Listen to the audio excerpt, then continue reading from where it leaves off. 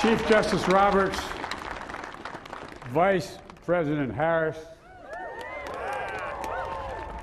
Speaker Pelosi, Leader Schumer, Leader McConnell, Vice President Pence, and my distinguished guests, my fellow Americans. This is America's day. This is democracy's day, a day of history and hope, of renewal and resolve. Through a crucible for the ages, America has been tested anew, and America has risen to the challenge.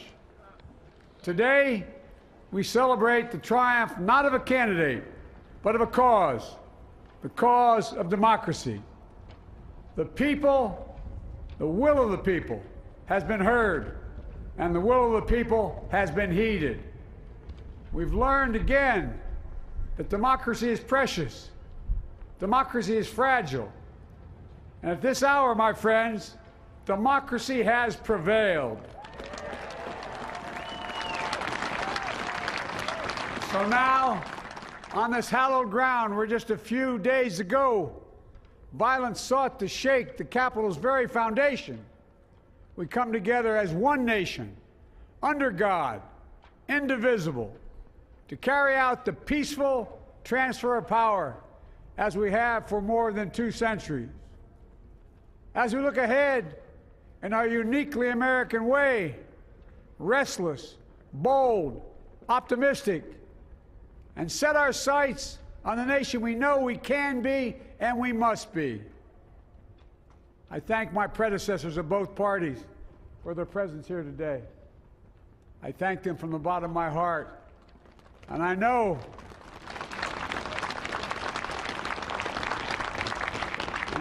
the resilience of our Constitution and the strength of our nation, as does President Carter, who I spoke with last night, who cannot be with us today, but whom we salute for his lifetime in service.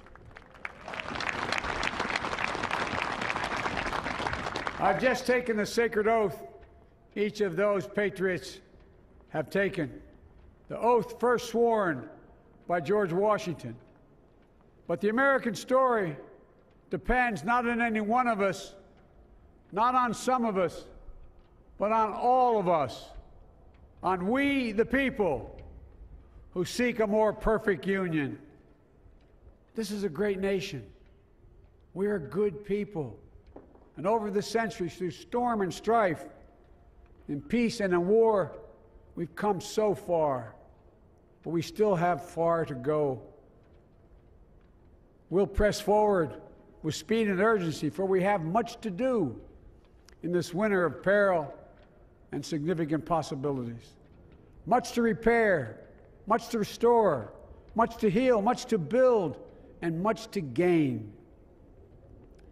Few people in our nation's history have been more challenged or found a time more challenging or difficult than the time we're in now. Once-in-a-century virus that silently stalks the country. It's taken as many lives in 1 year as America lost in all of World War II. Millions of jobs have been lost. Hundreds of thousands of businesses closed. A cry for racial justice, some 400 years in the making, moves us. The dream of justice for all will be deferred no longer.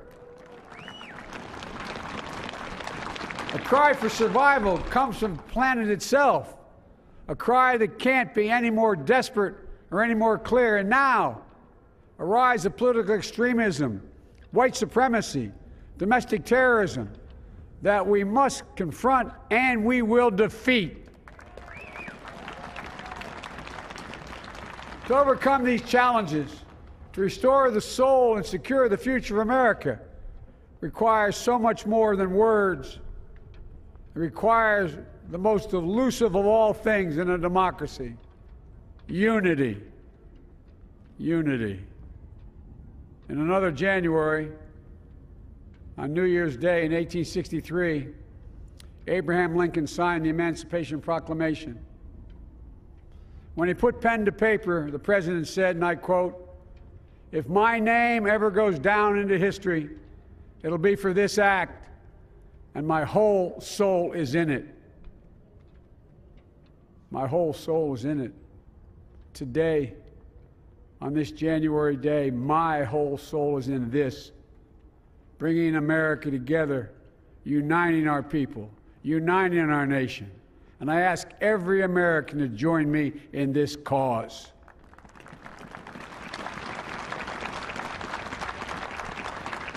Uniting to fight the foes we face: anger, resentment and hatred, extremism, lawlessness, violence, disease, joblessness, and hopelessness.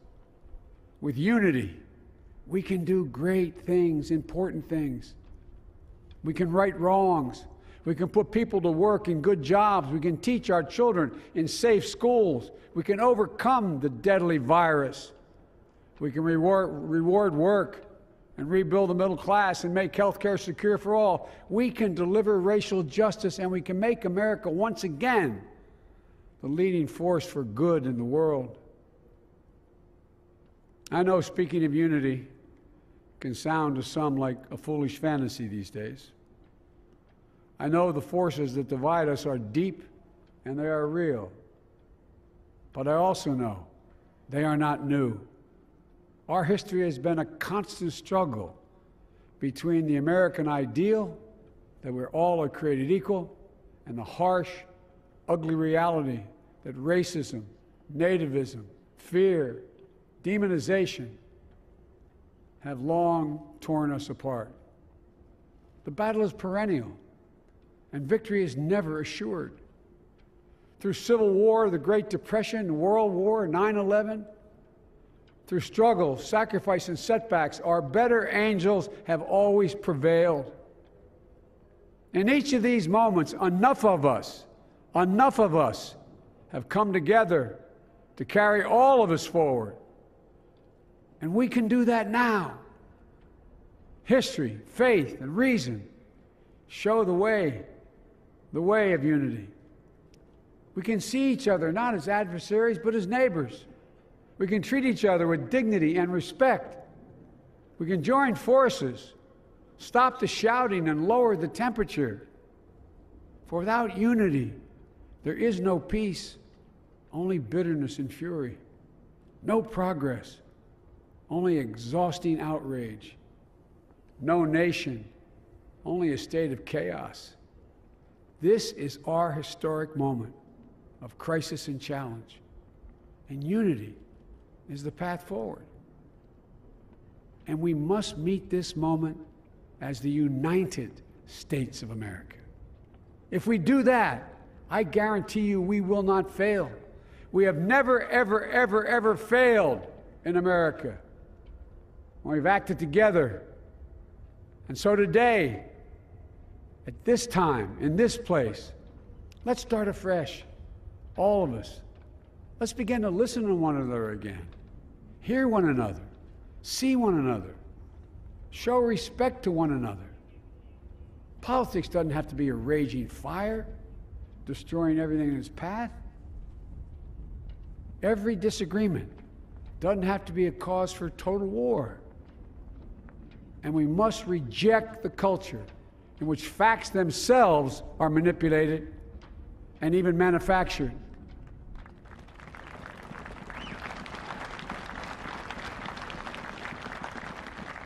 My fellow Americans, we have to be different than this. America has to be better than this. And I believe America is so much better than this. Just look around.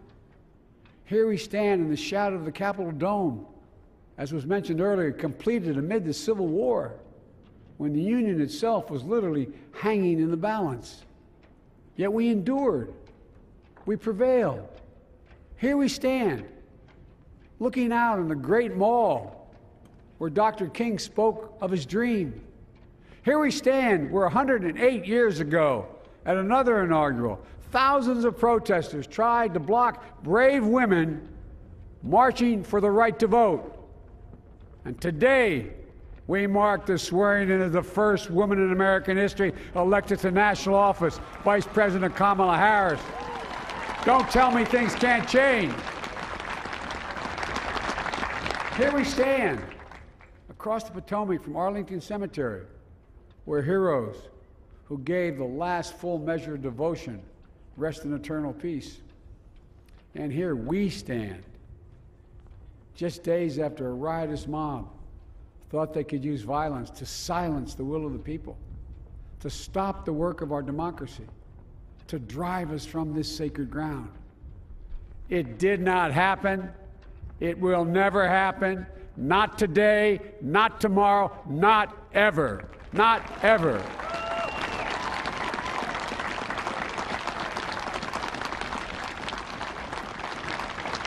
To all those who supported our campaign, I'm humbled by the faith you've placed in us. To all those who did not support us, let me say this. Hear me out as we move forward. Take a measure of me and my heart.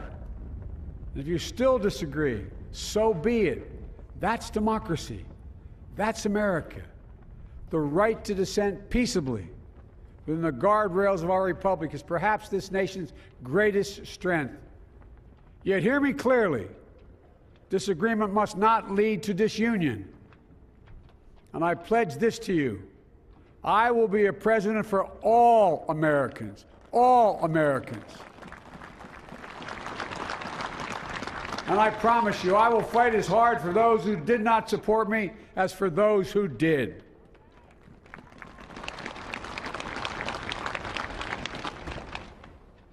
Many centuries ago, St. Augustine, a saint of my church, wrote that a people was a multitude defined by the common objects of their love. Defined by the common objects of their love. What are the common objects we as Americans love that define us as Americans? I think we know. Opportunity, security, liberty, dignity, respect, honor, and yes, the truth. Recent weeks and months have taught us a painful lesson. There is truth and there are lies. Lies told for power and for profit. And each of us has a duty and a responsibility as citizens, as Americans, and especially as leaders. Leaders who have pledged to honor our Constitution and protect our nation, to defend the truth and defeat the lies.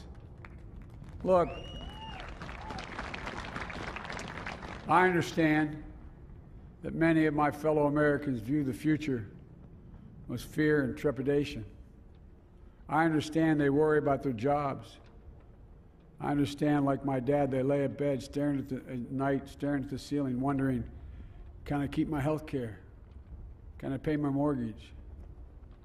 Thinking about their families, about what comes next. I promise you, I get it. But the answer is not to turn inward, to retreat into competing factions, distrusting those who don't look like you, or worship the way you do, or don't get their news from the same sources you do. We must end this uncivil war that pits red against blue, rural versus urban, conservative versus liberal. We can do this if we open our souls instead of hardening our hearts, if we show a little tolerance and humility, and if we're willing to stand in the other person's shoes, as my mom would say, just for a moment, stand in their shoes. Because here's the thing about life. There's no accounting for what fate will deal you. Some days, when you need a hand. There are other days when we're called to lend a hand. That's how it has to be. That's what we do for one another. And if we are this way, our country will be stronger, more prosperous, more ready for the future. And we can still disagree. My fellow Americans, in the work ahead of us, we're going to need each other.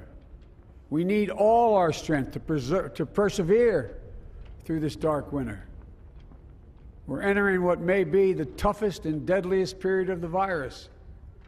We must set aside politics and finally face this pandemic as one nation. One nation. And I promise you this, as the Bible says, weeping may endure for a night, but joy cometh in the morning. We will get through this together. Together. Look, folks, all my colleagues I serve with in the House and the Senate up here, we all understand the world is watching all of us today. So here's my message to those beyond our borders. America has been tested, and we've come out stronger for it. We will repair our alliances and engage with the world once again, not to meet yesterday's challenges, but today's and tomorrow's challenges. And we'll lead not merely by the example of our power, but by the power of our example.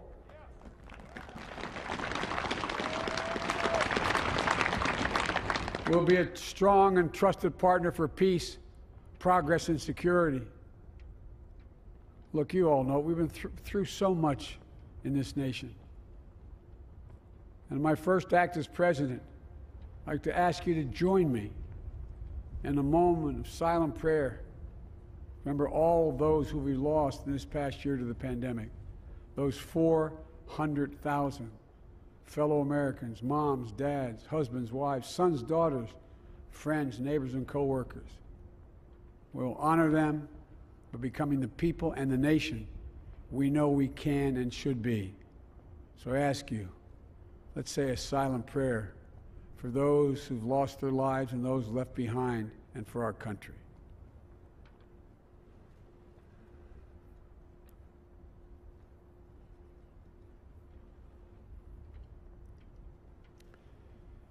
Amen. Folks, this is a time of testing. We face an attack on our democracy and on truth, a raging virus, growing inequity, the sting of systemic racism, a climate in crisis, America's role in the world. Any one of these would be enough to challenge us in profound ways. But the fact is, we face them all at once, presenting this nation with one of the gravest responsibilities we've had. Now we're going to be tested. Are we going to step up, all of us? It's time for boldness, for there is so much to do. And this is certain. I promise you, we will be judged, you and I, by how we resolve these cascading crises of our era. We will rise to the occasion is the question. Will we master this rare and difficult hour? Will we meet our obligations and pass along a new and better world to our children? I believe we must. I'm sure you do as well. I believe we will.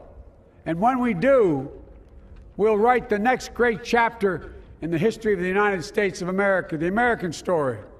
A story that might sound something like a song that means a lot to me. It's called American Anthem.